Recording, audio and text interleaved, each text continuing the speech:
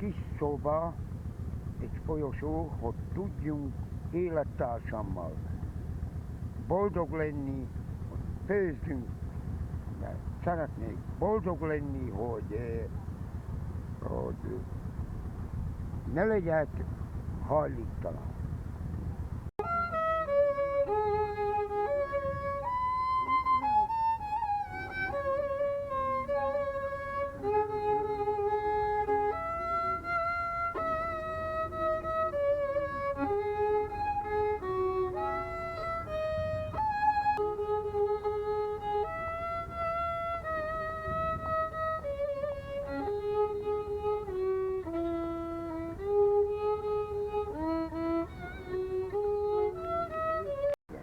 Pekács Zoltán 1941. 6. hó 1. Édesanyám Nagy Mária, mivel Jászkar Jenőbe laktam 50 évet, a sógorom eladta 17 000-i a házat, oda mentek a cigányok, lebontották lovaskocsival, és mikor Jászkar Jenőbe jártam, mint Szolnokon szájmuzsikáztam, és Jászkar Jenői cigány asszony mondta, hogy a sógora eladta a házat. Én nem tudtam. Beképzelő volt, de másnap elmentem, hogy igazi vagy nem. Mikor megláttam a Tancsics Mihály utca 91 szám alatt laktam, akkor üres lett a porta, és összeestem. És nem tudtam menekülni, csak hajléktalan szállóra Tiszamenti vegyi művet. Ott voltam a hajléktalanoknál, és segítettem magamon, hogy ez nem jó, mert tömegverekedés volt.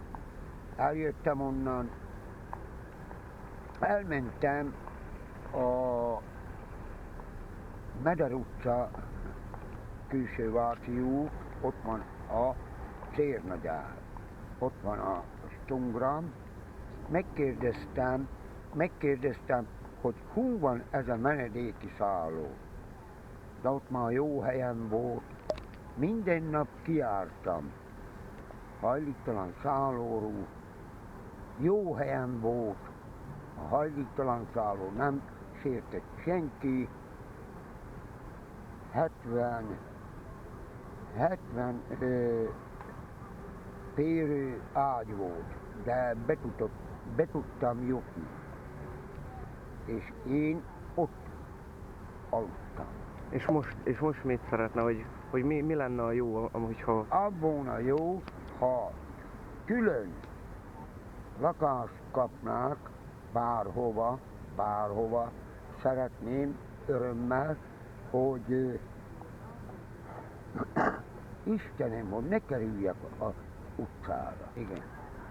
Véradó voltam 1970-től 1981-ig adtam a vért betegeknek, nyomorékoknak, akiknek segítettem, megmentettem őket, és